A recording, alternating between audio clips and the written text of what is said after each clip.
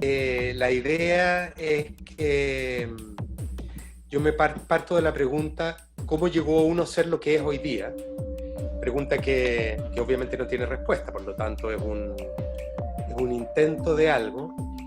Y sobre todo hoy día que tengo yo la sensación que todos estamos eh, como defendiendo cosas. La posibilidad de conversación es para defender la obra, para defender el proyecto político, para defender cosas. Y me pregunté cómo sería no tener que defender nada. O sea, que sea una conversación que no tenga ninguna importancia en el fondo. Es bien simple. Sí, la conversación más importante es la que no defiende nada, yo creo, hoy día. La más valiosa. Sí. Bueno, esa es la idea, pues. Entonces si yo tuviera que poner, que no va a ser así, o capaz que sí, fíjate, a las otras chiquillas no le he preguntado. Estuve con la Marcela Salinas ayer y la Cata Saavedra. Si yo tuviera que poner tu nombre, André Gutiérrez, ¿y qué le pongo abajo? Una. Sí, es súper difícil. De hecho, me pasa en todos lados que me dicen, ¿cómo te presento? Porque creo que si tuviera que encontrar como un sello de lo que he hecho, y me ha costado, siendo franca, me ha costado como mucho asumir que en realidad soy muchas cosas y hago muchas cosas. Y que eso no forma parte de una dispersión, sino que forma parte como de pulsiones vitales que están súper encadenadas con la historia de vida. Entonces, yo creo que lo primero, yo quisiera por lo menos, es el mundo de la escritura y la dramaturgia. Ese es como por lo menos ahora en esta etapa de mi vida, es como el eje de mi quehacer y del espacio donde vuelco la reflexión. Y eso en distintos formatos, no solo el teatral, sino que en la escritura, digamos, de narrativa y también en la escritura de columnas, de opinión, de espacios de poner como en reflexión temas comunes. Ese es como un espacio que me siento más cómoda. Pero tengo súper claro que en general soy convocada como a hablar de políticas culturales y de la organización colectiva del sector, y eso me hace muy feliz también. Pero no sé qué título podría tener eso. De ahí tendría que ser como expresidenta de algo, ¿cachai? Como, Todas las ex. claro, o organizadora de la red de actrices, como las actividades más activistas. Pero como en mi quehacer, yo creo que la dramaturgia es como la escritura es lo más justo. ¿Escritora o dramaturga? Yo creo que dramaturga con aspiraciones de escritora, como con un proceso. En general, claro, he hecho más piezas como de dramaturgia, y el teatro es mi casa, de todas maneras. Mi casa es mi hábitat, mis compañeras y compañeros son de ese espacio, así que dramaturga. ¿Eres ñuñoína? Ahora sí, ¿Y ahora de sí. origen? De origen soy de la Florida. Como todo el periodo como de clandestinidad de mi familia lo viví en la Florida, con los movimientos necesarios para poder escabullirse de los militares, pero en general estuve en la Florida toda mi infancia, después pasé a Macul, después ya me fui a La Reina y de ahí a Ñuñoa. Ese ha sido como mi viaje. Recorrido. Oye, Sí. cuando eras chiquitita, enseñanza básica, comienzo de la media, ¿cómo te imaginabas o no te imaginabas a la edad que tienes ahora? Eh, Creo que me imaginaba, cuando era chica, tenía como una idealización por la ficción súper grande. Entonces, siempre el mundo como de la literatura y el mundo de los relatos, incluso yo era una consumidora voraz de televisión, como en los 80, los 90, porque era como, yo creo que era el punto de escape, pues. Éramos una familia que vivía con mucho miedo, mi papá era dirigente político buscado siempre, y tomó la decisión, para bien o para mal, digamos, de quedarse en clandestinidad y de cambiar su imagen y vivir clandestino. Entonces, había mucho miedo, había como una pulsión de muerte todo el tiempo habitando en la casa, Tuvimos que muy chicos cambiarnos de colegio, nosotros estudiamos en el San Gabriel, nos tuvieron que sacar porque nos fueron a buscar agentes de la CNI, entonces nos tuvimos que ir y yo de ahí, claro, tuve siempre una vida de ficción, pues no podía decir quién era mi papá, no podía decir en qué trabajaba, entonces todo era inventado, por lo tanto la ficción fue a la fuerza, la vivencia como teatral o la escritura llegó como a la fuerza a mi vida y se quedó habitándome para siempre, entonces en mi proyección como adulta creo que nunca me concebí en un mundo muy, muy real, muy de la realidad. Oye, es fuerte la historia de tu familia. Sí, Eh, Tus padres están fallecidos. sí, los dos, sí. Murieron bastante jóvenes, mi papá murió a los 67 y mi mamá murió a los 70, hace 2 años, el Sí, pues. 11 de mayo. Así que imagínate la fecha. Sí, tremendo. Pleno día del teatro, sí, sí. Sí, pues. Oye, es que me llamó la atención, eran socialistas ellos. Sí, mi papá era en el periodo como previo al golpe y en el proceso del gobierno de Allende, mi papá era presidente de la Juventud Socialista.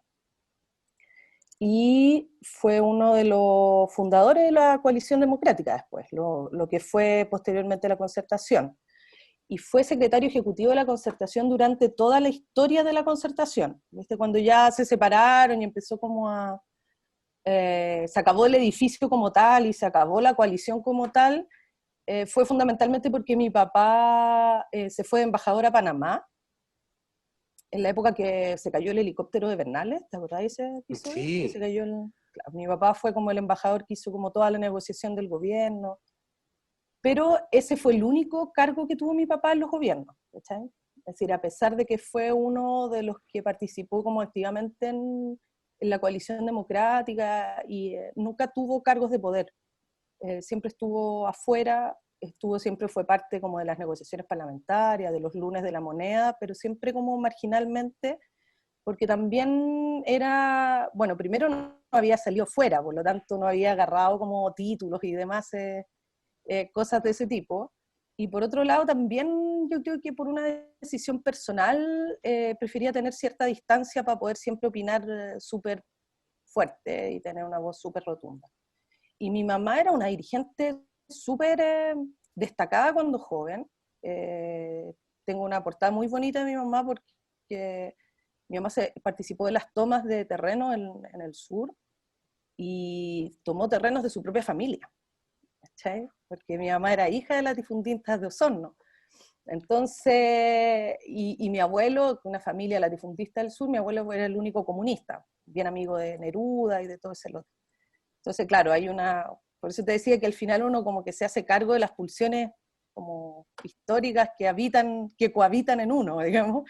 Entonces, claro, la política estaba súper presente en mi vida y mi hermano también, mi hermano mayor, súper dirigente en la juventud y trabajó, digamos, como jefe de gabinete también muy joven, entonces están todos muy vinculados al ala política.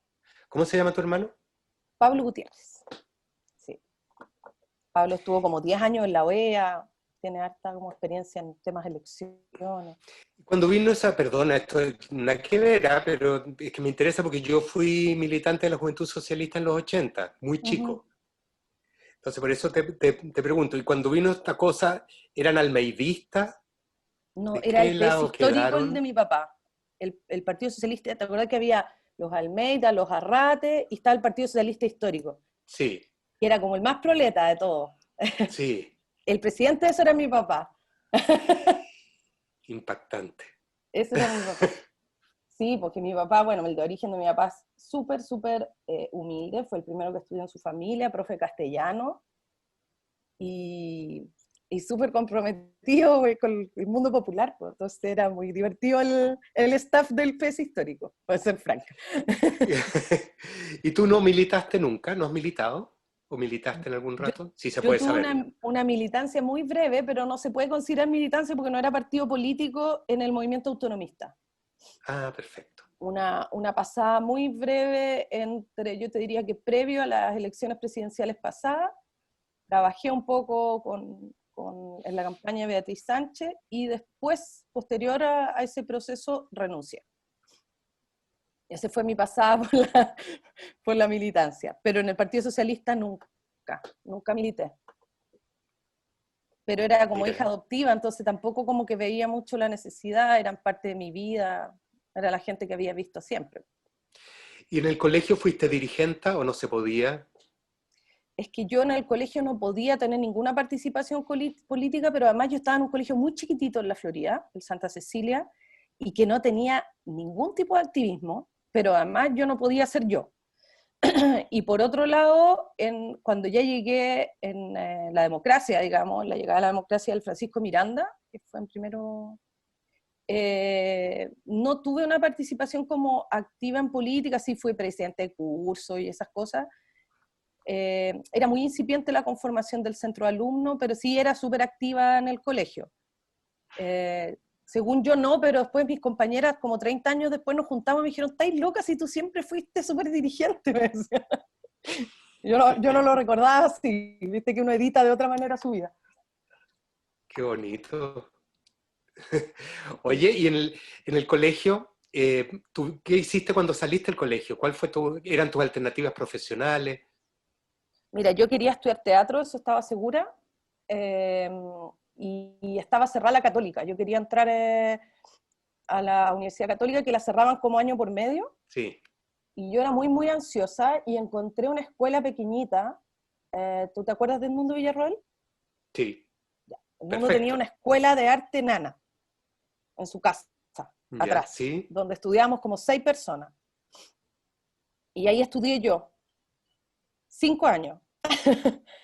Después de eso me fui a vivir a Italia, 1 año, y ahí tuve como formaciones como a través de talleres de perfeccionamiento, qué sé yo, y después volví a Chile a tramitar una beca para irme a la Universidad de Bolonia, pero conocí al Rodrigo Malbrán en La Mancha y me quedé en La Mancha.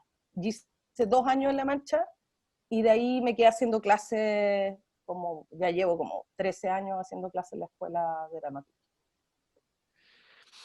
¿Y qué fuiste a hacer, Italia? ¿Por qué te fuiste? Me fui porque yo siempre desde chica era muy fanática de Darío Fo, y mi gran aspiración era poder por lo menos asistir a una conferencia o verlo antes de que muriera.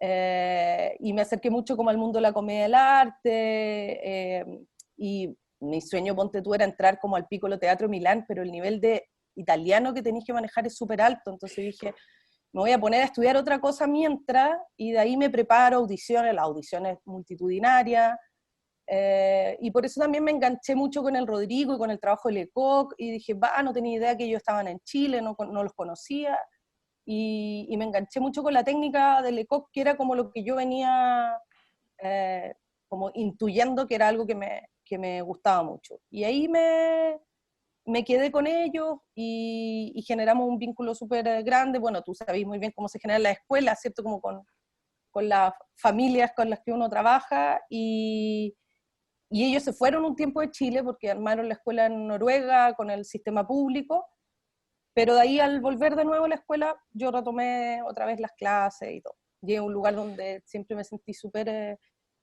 potenciada, ¿cachai? Sobre todo como en la escritura. ¿Cómo describe Lecoq? ¿Cómo describes la técnica, la teoría, la mirada? Mira, a mí el trabajo de Lecoq lo que más me sedujo, habiendo como pasado por otras vertientes, es que busca hacer carne en la acción, ¿cierto? Lo que el texto nos trae. Entonces, esa como premisa del texto nace de la acción, el Lecoq a mí como dramaturga me seduce mucho para trabajar. Y por otro lado, Lecoq ya en su pedagogía es una pedagogía muy limpia, porque en el fondo está muy anclado en preceptos de la naturaleza. Lecoq se basa en los primeros 7 años del niño para involucrar al artista en su proceso de formación. Entonces, es muy limpia en cómo ingresa a quien se está formando, y después muy autónoma en cómo tú la implementas o tú la usas, ¿cachai? Es decir, existen vertientes muy diversas de gente que ha estudiado con Lecoq, de cómo da vida, digamos, a ese trabajo y a esa enseñanza. Me parece una pedagogía como muy potenciadora de tus propias capacidades, más que invasiva. Y por otro lado, me parece súper atractivo, sobre todo como en el contexto de la formación educativa que hay en Chile, el hecho de poder poner a jugar de nuevo a la gente cuando entra a la escuela, y después de que vienen súper derrotados y súper maltratados, porque el sistema educativo te hace bolsa y te hace sentir inútil, inservible, tonto, si no tienes las capacidades como convencionales, en esta llegada tú como lo que puedes encontrar son tus propias potencialidades. Entonces, no todo el mundo se dedica, no es una escuela que forma actores, porque no tienen que ser todos buenos actores, sino que forma creadores como en distintas áreas y con mucha disciplina. Y la disciplina, tú comprenderás cómo hago tantas cosas, es algo que a mí me seduce mucho en la forma de trabajo, ¿cachai? Es como mi precepto. No creo mucho como en solo el talento, ¿cachai? Sino que creo mucho en el ensayo, el error. Y es otra cosa muy hermosa que a mí, yo soy una persona súper como temerosa de la crítica, ¿cachai? Yo creo por eso nunca me he expuesto, ponte tú, no me siento tan actriz en ese sentido, porque me da mucho terror el escenario, me da mucho miedo que la gente opine de mí, tengo un poquito de susto con esas cosas. Entonces, me gustó mucho el hecho de que el error fuera el motor en la formación del Lecoq.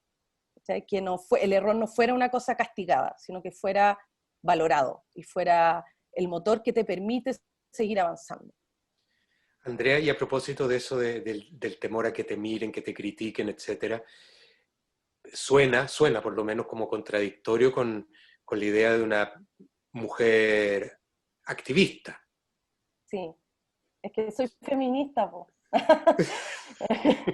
Soy feminista, entonces es distinto, po. Nosotros nos enfrentamos a la vocería y al poder, no con el deseo de tener la razón ni de ganar ninguna batalla, sino que con el interés genuino de colaborar y de ser una parte, no tener todas las respuestas. Entonces, a mí eso me quita harta atención como en el activismo social y el feminista, como no pienso que soy yo la señora de las soluciones, ¿sí? Soy súper contraria al caudillismo, soy muy contraria a esta cosa de levantar figuras y endiosar figuras, porque sé que van a caer, porque así es la plaza pública. Entonces, me gusta mucho el pensar que lo que uno puede hacer es colaborar desde una vertiente y que hay otro lado que sabe mucho más que yo de otras cosas. No sé, tener la razón no es algo preponderante en esa área, por lo menos, en ese espacio. Ya, encontré unas como vertientes que me parecen súper importantes. Encuentro maravilloso la descripción del activismo feminista, encuentro magnífica. Encuentro conmovedora. Yo estoy en una etapa en que las mujeres me conmocionan por desconocidas, y cada vez que se va abriendo la puerta y lo que estoy empezando a mirar para adentro es a morirse, de espectacular, digamos. Es muy notable eso. Tú dices que, a propósito de Lecoq, que la acción es la base, por ejemplo, de la escritura o de la ficción. Hay dramaturgia si hay acción. Narrativa también. La narrativa describe acciones. Así, yo creo, hay múltiples vertientes, pero a mí es la acción lo que me moviliza. Soy como... los sucesos que ocurren son para mí los que te activan. No al revés. Eso a mí es lo que me pasa. Como veo es que en acción. Ahí está lo que acabas de decir, pues te activan, te vuelven activista. Sí. Es que esa conexión es súper bonita. Sí. Porque la acción tiene que ver con el activismo, entonces tu dramaturgia. O sea, tú eres un activista por todos lados. Por todos lados. Por todos lados, sí, es verdad. Gracias, Rodrigo. Ahora voy a ir a cerrar. Ahora que voy a ir a armar una fundamentación que tengo pendiente. Sí, pues es así, es verdad que es así. Hay que Sí, tratar de... Bueno, tú lo debes saber, uno con los años va empalmando coherencias, ¿no? Hay muchos años donde uno repite cosas como mantra, eh, sin saber muy bien por qué, pero la trae mucho y después como que las va empalmando a lo largo de los años, empiezan a cobrar mucho sentido. A mí eso, por eso también creo que yo admiro mucho, ponte tú, a los escritores de 20 y tantos años que se largan con textos así súper, los admiro, pero yo no hubiera sido capaz. ¿Cachai? Yo soy súper gregaria primero como para el trabajo, para que nadie se note más que otro y todo, y ahora recién estoy empezando y hubo, no sé, pues dramaturga, me acuerdo una vez la Nona Fernández me dice, oye, ¿tú cuántas obras tenés que escribir para que te digáis dramaturga? Como, viste que uno como toda como tímida, entonces creo que ese empalme de darse cuenta quién tú eres en esos espacios, esta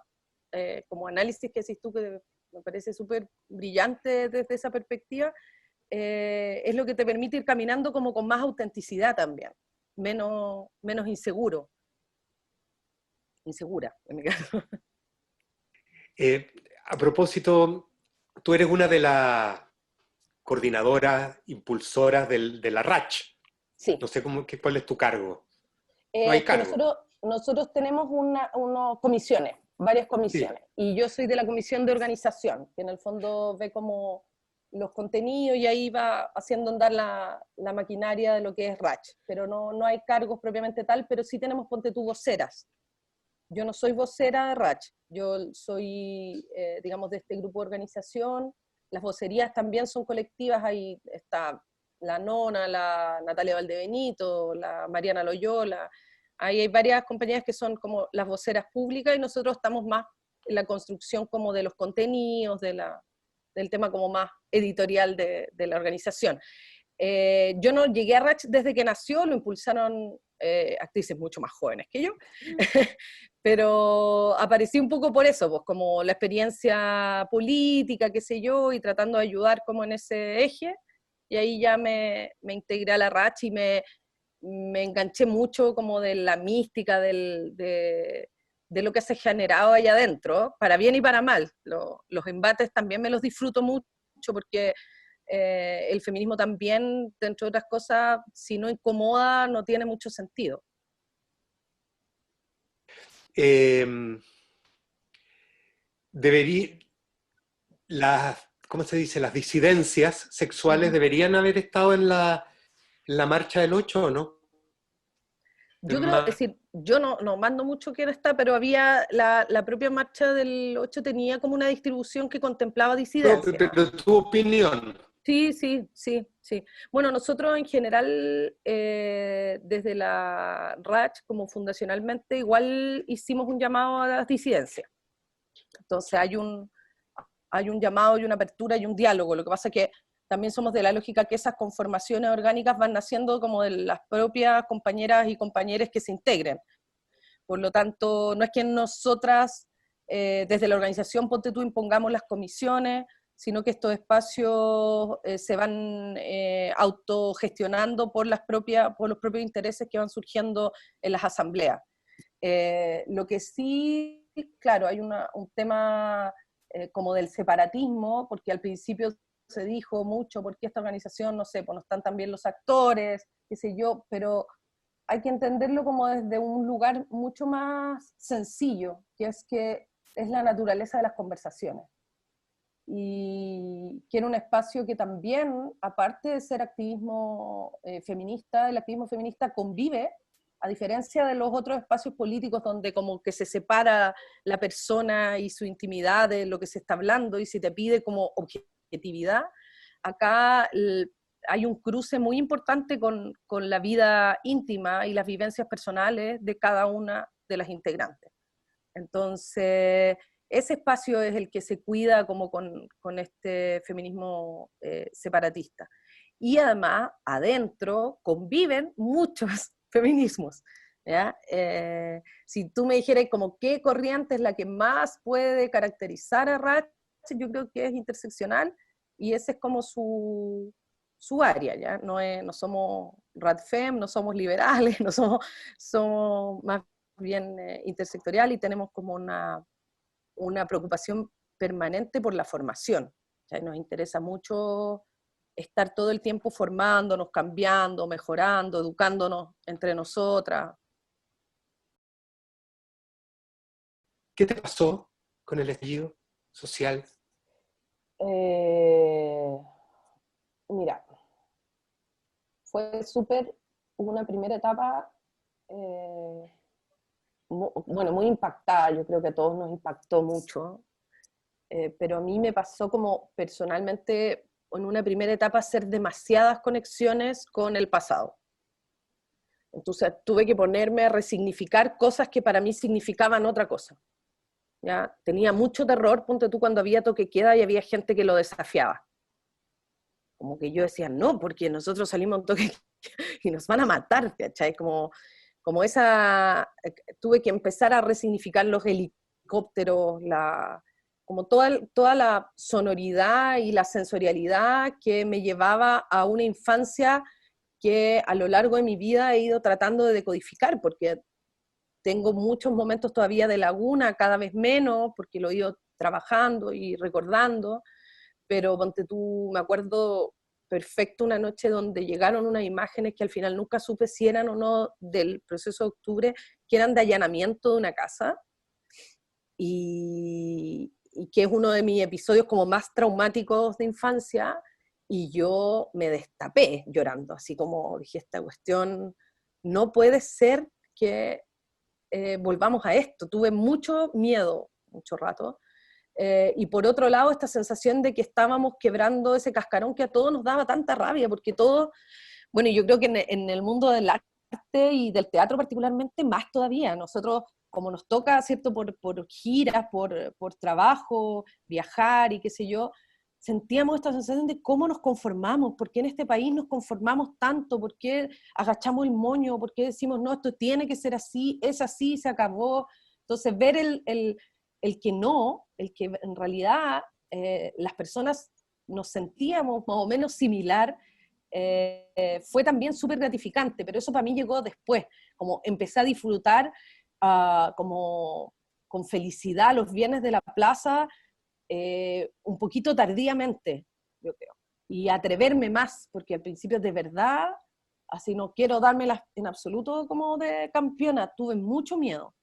Tuve mucho miedo como pensar como en las intervenciones, la intervención de los teléfonos, ¿cachai? Como que me asusté mucho, como de, no sé, incluso quizás sobrevaloré el aparato de inteligencia miserable que tiene este gobierno y este Estado, pero después ya vino como el disfrutar mucho, y también el temor de que esto fuese por nada, ¿no? De que todos lo vivimos un poco, que pucha, de repente se fue apagando, de repente no fue escuchado, fue traicionado mediante acuerdo, el proceso como de construir una nueva constitución para mí fue súper desmotivante, hasta, te diría yo, que conseguimos la paridad, que me da un plus de felicidad de cómo todo esto fue construido, pero aún es un proceso mezquino, pobre, al debe, con olor al Chile del que queremos arrancar, pero entendiendo que yo no quiero morirme sin haber cambiado esta constitución, ¿cachai? Y así como íbamos, parecía ser así. Ay, tú obviamente en una eventual asamblea constituyente, ¿tú participarías activamente? Claro, sí, como desde mi activismo, claro que sí. Claro que sí. Sí, es decir, si hubiera, mi ideal es lo que tú dices, una asamblea constituyente. ¿Ya? En el momento lo que se ve como prospecto es una convención constitucional, y que no es lo mismo, y que yo sé que todo el mundo dice es lo mismo, pero yo me refiero Sí. un poco a la soberanía popular y a la presencia de los constituyentes. En este momento está bastante amarrado por la clase política, pero peor aún como por la proporcionalidad de nuestro sistema amarrado a la derecha, que tiene un sistema de partido mucho menos fragmentado que el sector de centro izquierda. Entonces, es complejo, no es... Yo soy como súper de control de expectativas, ¿cachai? Como, no, como que seamos realistas, esto no nos va a solucionar todos los problemas, y de hecho lo que tú dices para mí es como fundamental en todo. Yo creo que el gran cambio, pandemia, el binomio pandemia-estallido social, creo que tiene que ver con la conciencia, ¿ya? Y con la conciencia de mirarte, primero que nada, mirarnos en la consecuencia, en cuán coherente somos discurso versus acción, y ir mirando pormenorizadamente nuestras acciones. Soy muy de la corriente como de la filosofía como del feminismo posthumanista, en el sentido de el neoliberalismo no lo vamos a quebrar con una revolución de izquierda como antaño. Lo vamos a quebrar en la medida que la conciencia nos permita ir desafectándonos de él, distanciándonos de él y reconociéndolo en cada una de nuestras acciones cotidianas. Y para eso hay que implicarse. Y por eso yo soy una defensora de implicarse. Creo que hay que implicarse. No siempre en cargos de responsabilidad, no siempre donde a ti te acomode, ¿cachai? Pero implicarse, hay que poner al servicio las capacidades que tú tengas para ser parte, y no tomar distancia desde la platea, porque esa para mí es una acción totalmente capitalista. O sea, tomar distancia, decir yo no tengo nada que ver aquí, o esto no soluciona mis problemas, o etcétera, es como el capitalismo triunfando en ti. Tú asocias, metafóricamente, por cierto, la idea de patriarcado y capitalismo. Sí, claro. Me gusta mucho bajar los dos conceptos, porque están súper manoseados, ¿cierto? Ah, el patriarcado, el patriarcado. Entonces, me gusta decir mucho cuándo y por qué es patriarcado, y por qué se asocia al capitalismo, y para mí la figura clara para que estemos todos de acuerdo y para que gente que pelea se dé cuenta que no tiene motivos para pelear, es la opresión, ¿ya? La estructura de poder. Cuando nosotros nos enfrentamos a relaciones asimétricas, estamos frente a estructuras de poder donde uno tiene la posibilidad de oprimir al otro. Esa es la esencia del patriarcado, y esa es el paraguas, ¿cierto? Y el contexto que le ha permitido también al capitalismo ejercerlo con esa violencia, porque el capitalismo se basa también en esa opresión y en ese control. Y decirlo súper ponte tú en sencillo, cuando nuestros compañeras y compañeros se atreven a ir a dialogar, por ejemplo, con el Ministerio de Cultura o con distintas autoridades, y van a estas mesas que convoca el ministerio para ponerle un ticket de que sí conversó con el sector, yo soy muy crítica de esos espacios, porque para mí esos espacios que ellos llaman diálogo, o lo que alguna gente llama diálogo y estar dispuesto a conversar, son diálogos asimétricos. Y esos diálogos donde la opresión está dentro de la mesa, y donde yo tengo súper claro que el otro puede aplastarme con su dedo, para mí no son diálogos. Para mí no es una conversación. Por lo tanto, por eso pareciera que fuera muy pesimista, porque de repente las compañeras o compañeros me llaman para decirme, oye, vamos a hablar, y yo digo, quiero que sepas que vas a perder. Y me dice, pero Andrea, igual hay que tener esperanza. Le dije, no, si lo tienes que hacer, porque tu deber, por el rol que tú cumples, es ir a conversar. Pero te quiero decir que vas a perder, ¿sí? Porque no hay otra posibilidad. Y por eso es que tenemos que desafectarnos de este sistema. Por eso tenemos que tratar de ser cada vez menos dependientes, en el sentido de que sabemos todos que vivimos bajo las reglas del capitalismo. Lo que tú dices, por eso la gente se defiende de lo que hace, porque también siente que hay inconsistencia, pero ni tú, ni yo, ni nadie se puede salir de esto, porque no podemos vivir en la nube, pero sí podemos ser conscientes y desafectarnos y decir, esto me está coercionando el sistema de esta manera, lo tengo que hacer porque tengo que comer, lo tengo que hacer porque tengo que ser, y puedo ir encontrando de esa manera alternativas para vivir en mayor coherencia. Y en la ficción, en tu ficción, tu escritura ficcional, ¿Ha pasado que, no, que en vez de perderse, gane en esta estructura de poder? ¿Has ficcionado con ganar? ¿O ahí Eh, también se pierde en tu ficción? Mira, en este momento estoy tratando de encontrar maneras de, justo en un texto puntual que estoy trabajando, maneras de resistencia, como mostrar islas de resistencia, que para mí son la comunidad. ¿Cachai? Para mí, por ejemplo, las organizaciones de las ollas populares, ¿cierto? De todas las ollas comunes, de las colectivas que hay feministas, donde a las mujeres se les recolecta desde las toallas higiénicas hasta la contención con las hijas, hijos, etcétera, son formas de resistencia.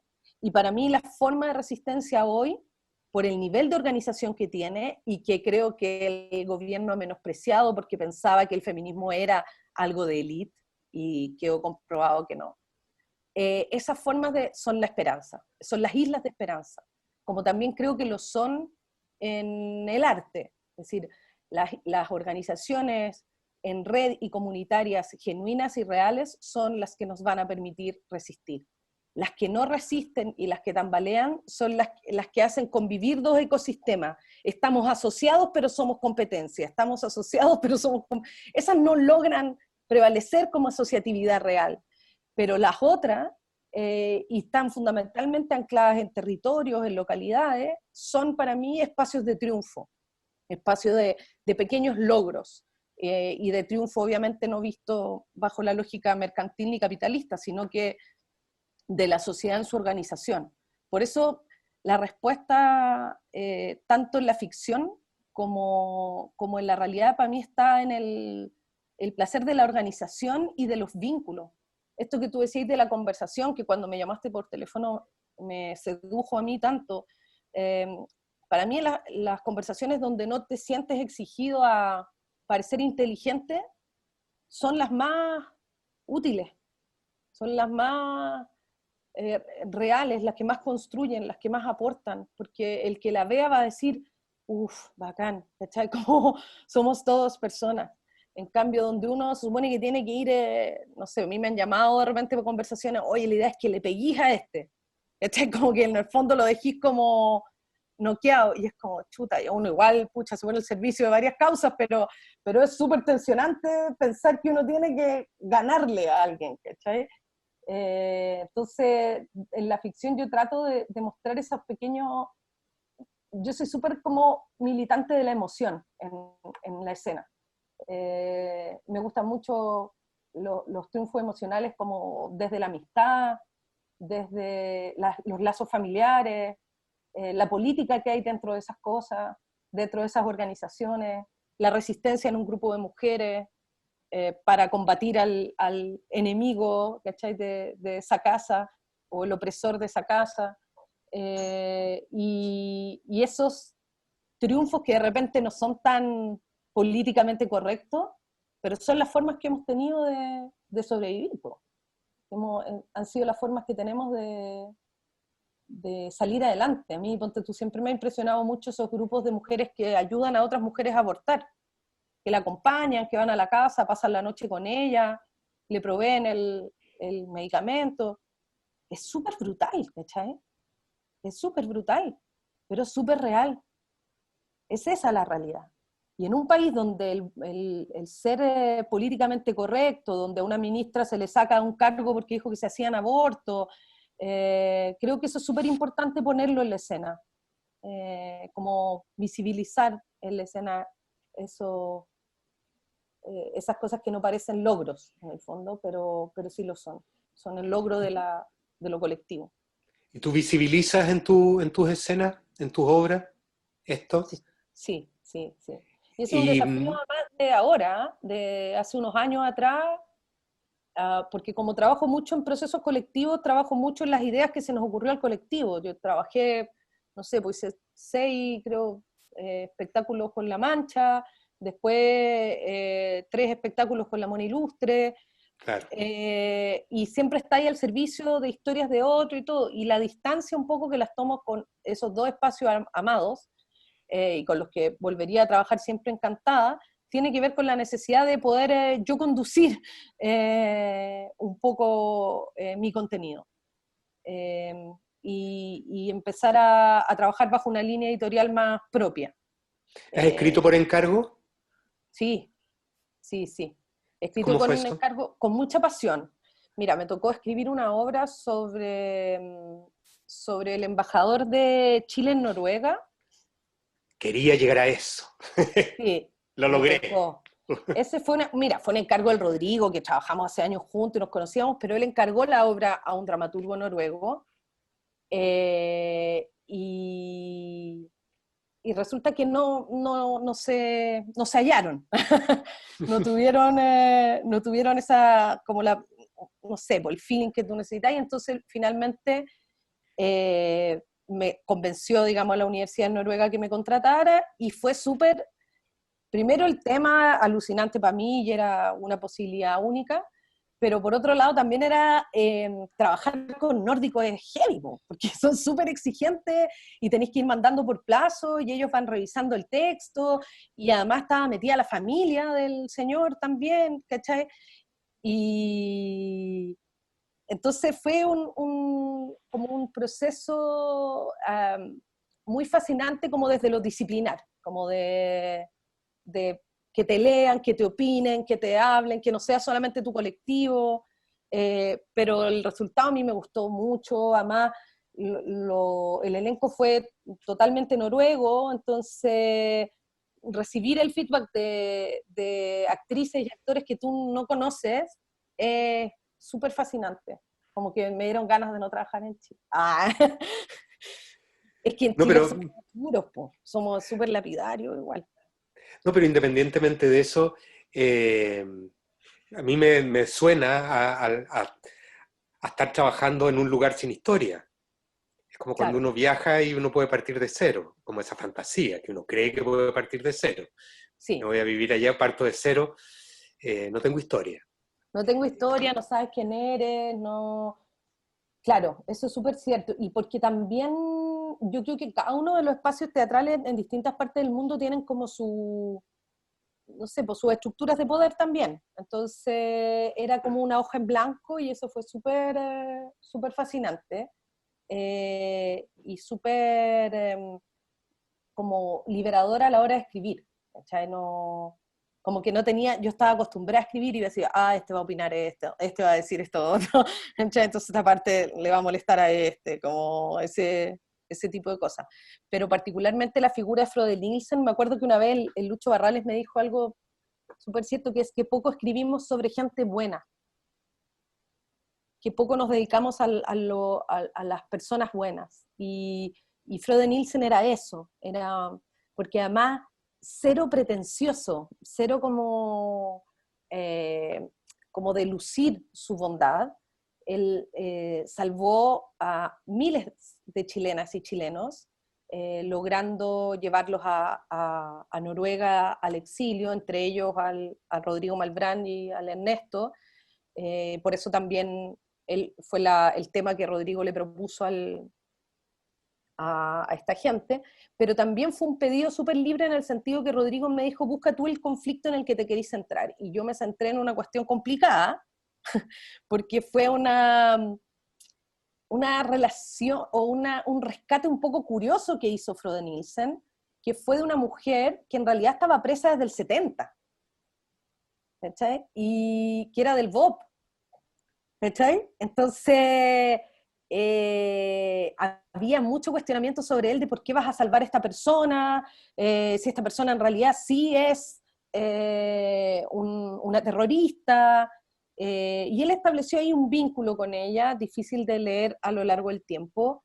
Ella está viva todavía, fue a ver la obra, ese fue mi día más emocionante. Eh, ¿Allá y o acá? acá, porque estuvo en el Gama acá con subtítulos, No, sí, sí, porque sí lo fue, recuerdo, pero la mujer volvió. sí, ella volvió a Chile y vive en la playa.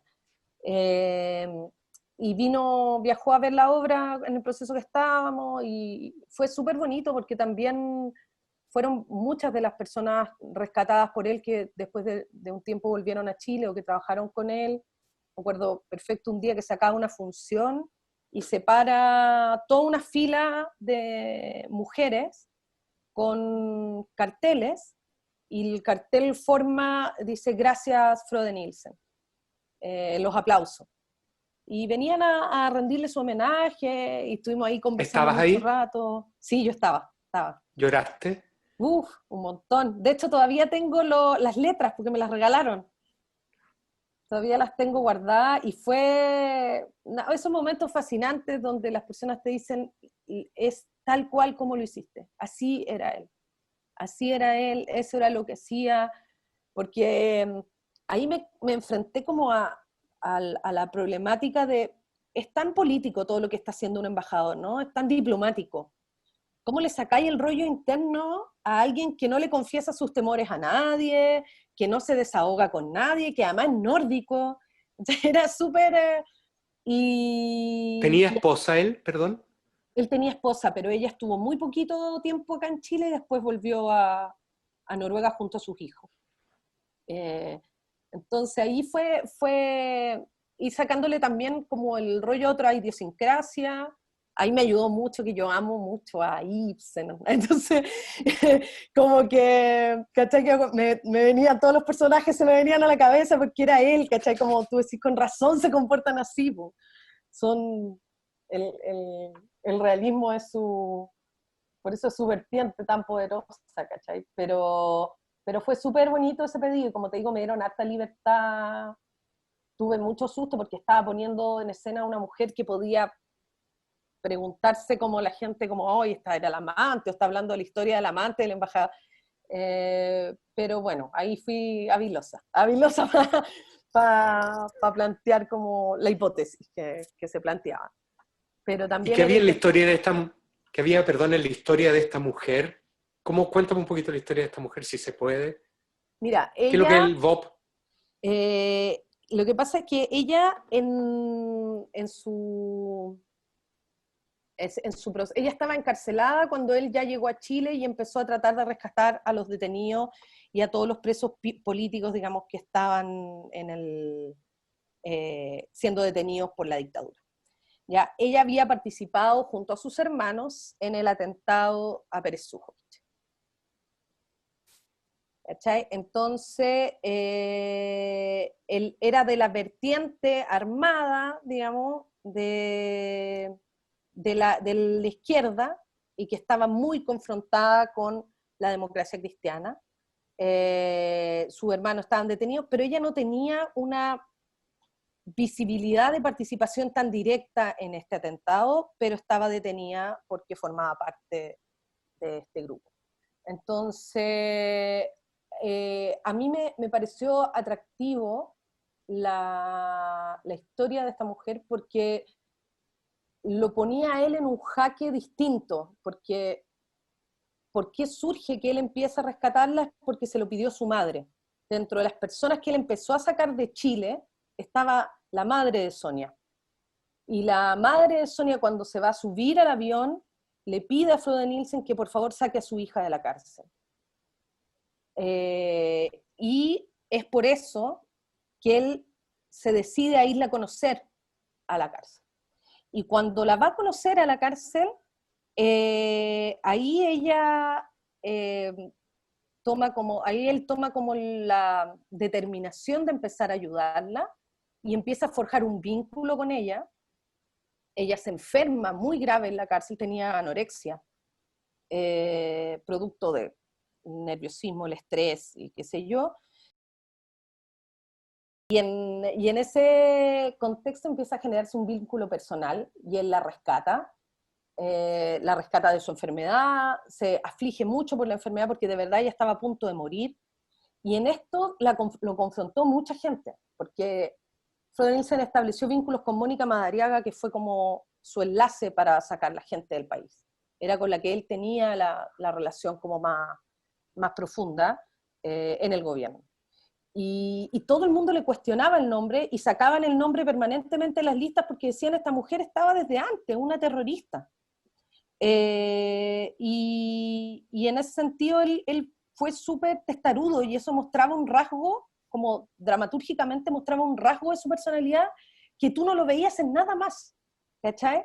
Porque era como muy pragmático él, en todo su trato, con quién hablaba, con quién dialogaba, a quién le pedía las cosas, cómo las pedía, muy escueto, y nadie entendía por qué él estaba tan empecinado en sacar a esta mujer.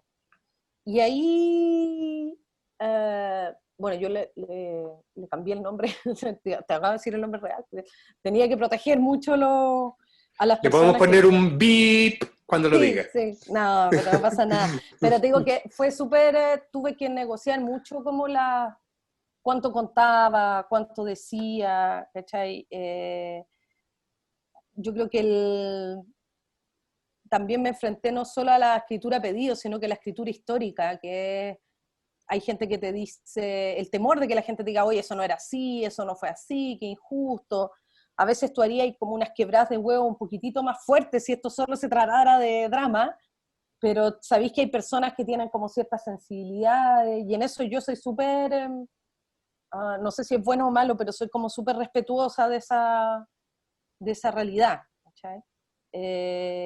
Así que bueno, resultó bien, tuvo largas giras y temporadas, y por lo menos la pudimos traer a Chile un tiempo, que también era algo que queríamos, y, y se generó como un feedback del trabajo que a mí, para mí igual hay como un antes y después de esa obra, porque, porque igual, a pesar de que era pedido, tocaba como temas que me importaban mucho, que me llegaban mucho y que me enfrentaban como con mi propia historia. Entonces, muy Andrea, bonito. eh, entiendo súper bien, te me cortaste en la historia de la mujer, ¿ah? Pero fue Ah, súper bueno sí. porque después volví. Ah, ya. Eh, lo que quiero preguntarte es, porque queda súper claro que dramatúrgicamente es súper interesante confrontar al personaje principal, al de quienes tú estás escribiendo, Ujú. con quien le causa más problemas. Está súper clarísimo. Pero así, con una mano en el corazón, en la elección de la antagonista, por llamarla de alguna manera, Ujú. ¿no es ideológica también? Sí, sí. Sí, porque era...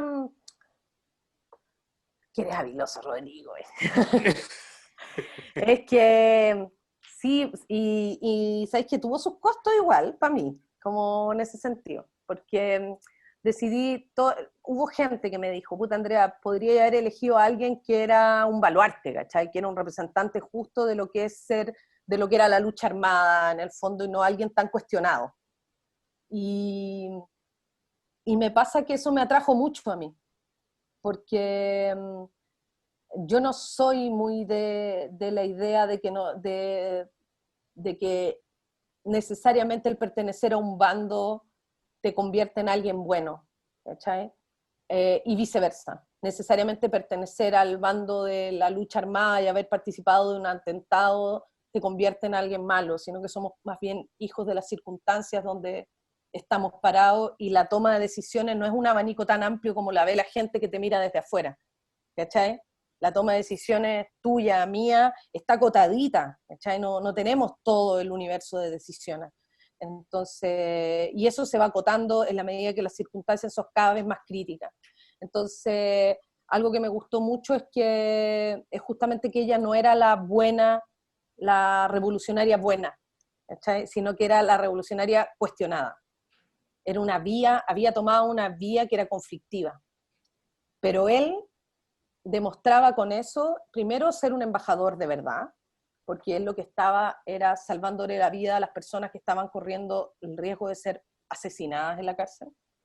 Y él sintió que la marginalidad de ella era aún más profunda, porque era marginal dentro de los luchadores. Los propios detenidos por la dictadura la marginaban. Las propias detenidas por la dictadura la marginaban porque pertenecía a la vía armada. Y la vía armada, imagínate hoy día, es más todavía. Imagínate que a las feministas nos dicen, ay, violencia con violencia, y esto es la misma violencia. Entonces me interesaba no satanizar la vía armada, no porque yo la defienda, ¿me entendí? Sino que porque creo que las cosas son un poquito más complejas que eso. Mm. He comprendido o me he reconciliado, tal vez pues yo soy súper miedoso de todo, y siempre le he tenido miedo a la palabra activismo. Y me he reconciliado con el activismo, Qué en el bueno. sentido que, si no, que lo comprendo en su dimensión humana, en su dimensión como trascendente, de mejorarnos, de ponernos en un lugar mejor. Eso. Sí, y porque Yo, además las luchas cambian, ¿no? La forma, yo no, yo también soy una persona súper como miedosa en el sentido de que soy muy lejana a las armas, ¿cachai? A ese tipo de cosas, pero en este caso, ay, que tú me decías, delante me preguntabas, y no lo quiero dejar suelto, me preguntabas qué era el BOP era la vanguardia organizada del pueblo, que era como el ala armada del Partido Socialista. Entonces, eh, yo, hay una parte de mí que no puede dejar de admirarse al límite que tienes que estar de la injusticia o al límite que tienes que estar de limitado de acciones y de posibilidad de acción para tomar un arma. ¿Cachai? Hay que estar bien acorralado y lo sabemos los que hacemos teatro porque sabemos perfectamente que la decisión número uno que toma un personaje no es tirarse por el balcón, ¿cachai? Hay que estar acorralado, uno habla de acorralar al personaje, ¿no? Para que tome ciertas determinaciones. Y en este sentido, a mí me llama poderosamente la atención de quienes en su momento tomaron esas decisiones. Y esas decisiones los llevaron también a otras decisiones muy radicales, en el caso de algunos a abandonar a sus hijos, etcétera, etcétera. ¿te llama la atención solamente o te quedas corta en la llamada de atención o te conmueve? No, me conmueve, me conmueve. Me conmueve todas las decisiones eh, extremadas y tomadas como en el acorralamiento de que tú dices, ¿sabes qué? No veo nada más que agarrar un arma. O no veo nada más que quitarme la vida. No veo nada más. Cuando el ser humano se encuentra en ese abismo, es algo que a mí por lo menos me conmueve. No me genera las ganas de juzgarlo, sino que me conmueve vernos en ese espacio.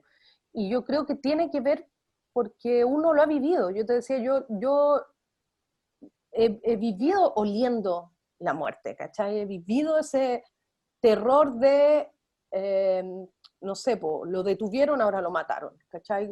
La sensación de pasar 3, 4 días con mi mamá con la certeza, sin decirlo por la boca, para que no se hiciera realidad, de que habían matado a mi papá, ¿cachai?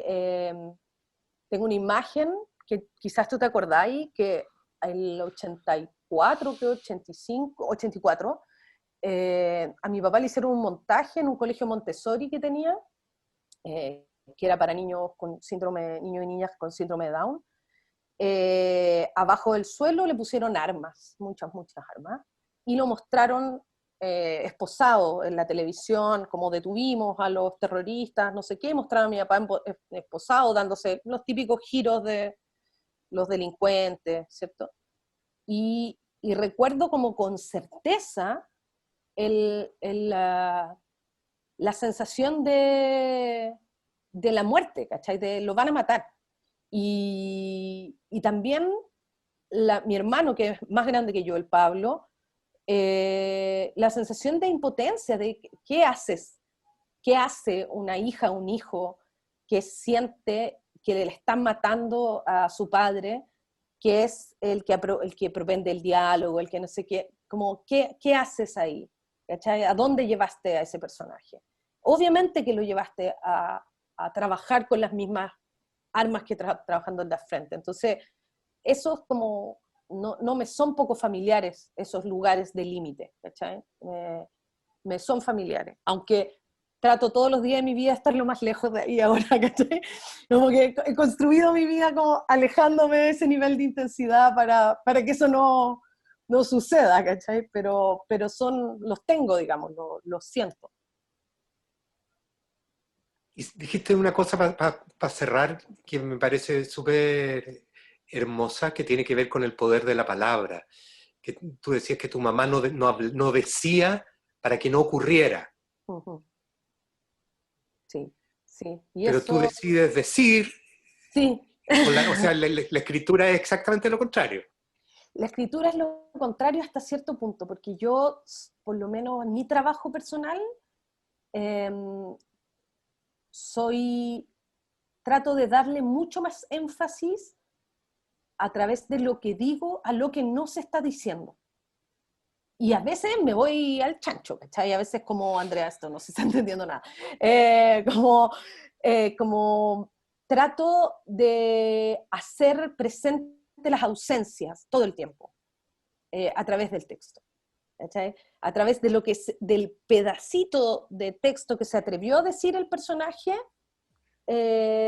dar cuenta de todo lo que no se está atreviendo a confesar con palabras. ¿Cachai? Porque creo que para mí ahí está, ponte tú, lo verosímil del texto. Esa sensación de, eso no lo diría, o eso sí lo diría, ¿cachai? Como o cómo lo diría, o qué vuelta se daría para atreverse a decir un pedacito de esta verdad porque no quiere herir al otro, o porque no quiere revelarse en su egoísmo, en su mezquindad, etcétera, etcétera. Entonces, sí, el texto dice, pero para también dar cuenta de todo lo que no nos atrevemos a decir. Muchas gracias. Bueno, a ti. Me hubiera quedado conversando todo el día. Yo también. Muy hermoso.